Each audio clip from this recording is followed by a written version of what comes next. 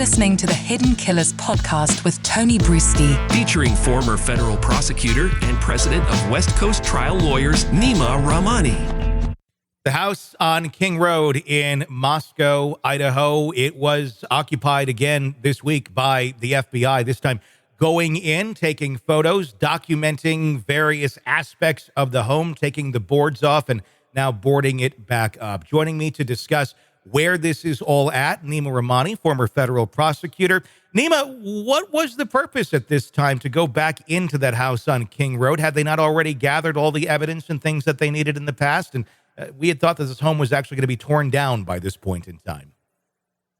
Well, I got to criticize the decision to tear down the home. Look, I understand what the university wants to do and the homeowners, but look, this is evidence in probably the biggest murder case in the country right now. And we know that jurors sometimes do site visits, and I just don't see the upside of destroying evidence in a case like this. I know it's sad, it's horrific, regardless of whether it's Kohberger or not. I certainly believe it is. This is where 4 young, innocent college students were murdered. But look, let's just keep the house.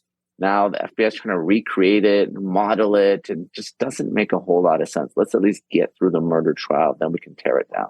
How big of an impact does it make in a trial when you're able to take a jury to the actual location of the crime, not just show the pictures, or it seems like in this case, they're almost making a 3D render of it, almost like what real estate sites have when you tour a home that way. That's what's coming to my mind anyway.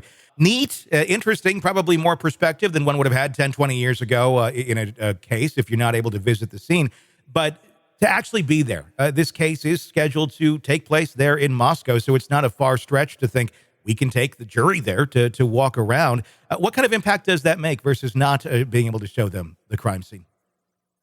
Tony, I personally love site visits as a prosecutor. It makes it real. No matter what, you're describing it, you have drawings, you got models, you got video. It's not the same as being there in person and understanding where these horrific crimes happen. So personally, as a prosecutor, a former prosecutor, my strategy is to take the jurors to the scene of the crime if I think it makes sense. And I think in a case like this, it absolutely makes sense because, look, a lot of the evidence is where was Kohberger with respect to the surviving roommate? How did he kill 4 people allegedly so quickly and leave really only 1 drop of blood behind?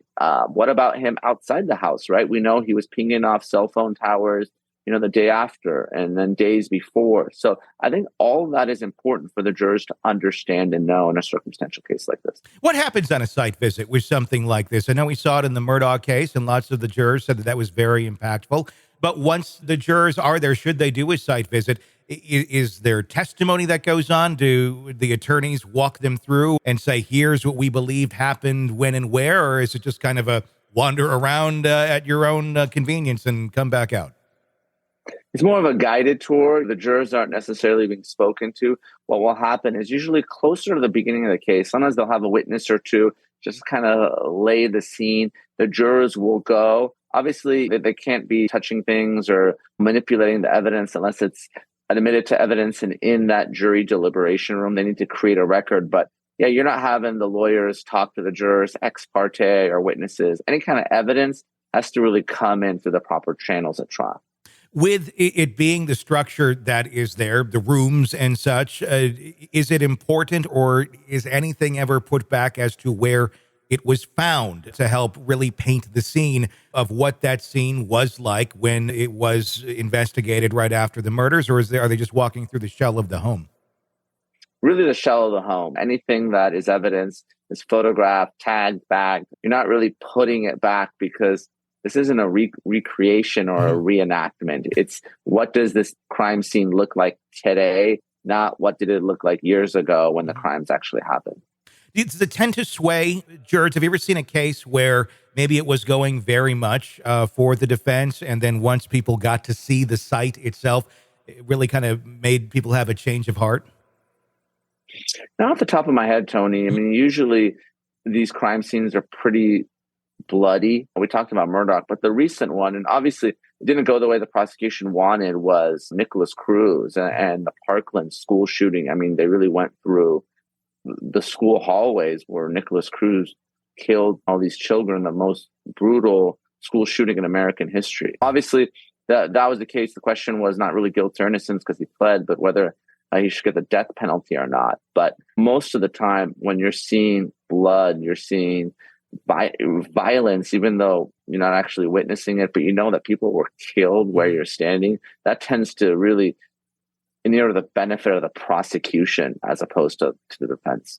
Sick of the ads? We are too. Start listening with no commercials now and get access to all of our episodes in advance of everyone else. Become a True Crime Today Premium Plus subscriber on Apple Podcasts. Search True Crime Today Premium Plus on Apple Podcasts or go to our podcast page and sign up now. True Crime Today Premium Plus. Sign up now.